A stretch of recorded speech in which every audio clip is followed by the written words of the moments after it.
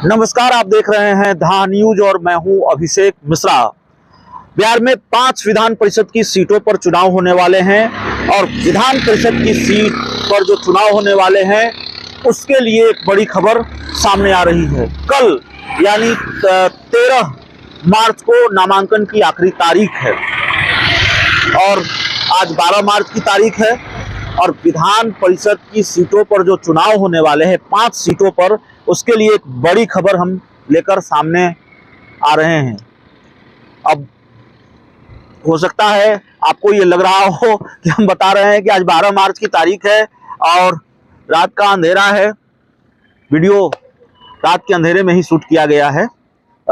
ये वीडियो कल शूट किया है आप दर्शकों के लिए हमने, तो इसमें हैरानी की कोई बात नहीं है और आप तक सही खबर पहुंचे, जल्दी खबर पहुंचे और जो महत्वपूर्ण खबरें हैं वो पहुंचे, इसके लिए हमने ये कोशिश की है। तो बड़ी जानकारी है बिहार में विधान परिषद की जिन सीटों पर चुनाव होने वाले हैं उन सीटों के लिए। विधान परिषद की 5 सीटों पर चुनाव होने वाले हैं और 5 सीटों पर होने वाले चुनाव के लिए ये जानकारी निकलकर सामने आ रही है कि चाचा भतीजे की लड़ाई में भारतीय जनता पार्टी का फायदा हो गया है। अब भारतीय जनता पार्टी का फायदा कैसे हो गया है, चाचा भतीजे की लड़ाई कैसी और कौन से चाचा भतीजे की लड़ाई, जाहिर है आप जान गए होंगे। चाचा पशुपति कुमार पारस और भतीजा चिराग पासवान, रालोजपा के राष्ट्रीय अध्यक्ष पशुपति कुमार पारस और लोजपा रामविलास के राष्ट्रीय अध्यक्ष चिराग पासवान, दोनों के बीच के पारिवारिक रिश्ते और सियासी रिश्ते कैसे हैं बताने की जरूरत नहीं है। हम पत्रकारों को पारिवारिक रिश्तों में कोई दिलचस्पी होनी नहीं चाहिए, उस पर हम कोई टिप्पणी करेंगे नहीं, लेकिन सियासी रिश्ते भी अच्छे नहीं हैं चाचा भतीजे के बीच। खबर ये आ रही है कि भारतीय जनता पार्टी ने, देखिए, परसों अपने उम्मीदवारों के नाम का ऐलान किया। महागठबंधन की तरफ से भी अपने उम्मीदवारों का नाम का ऐलान परसों ही किया गया। भारतीय जनता पार्टी ने पहले ऐलान किया, 4 विधान परिषद की सीटों के लिए ऐलान कर दिया। एक सीट गया स्नातक सीट के लिए उम्मीदवार के नाम का ऐलान नहीं किया। माना यह गया, कहा यह गया कि एक सीट चिराग पासवान के लिए उनकी पार्टी लोजपा रामविलास के लिए छोड़ दी है भारतीय जनता पार्टी ने और इस पर चिराग पासवान अपने उम्मीदवार उतारेंगे।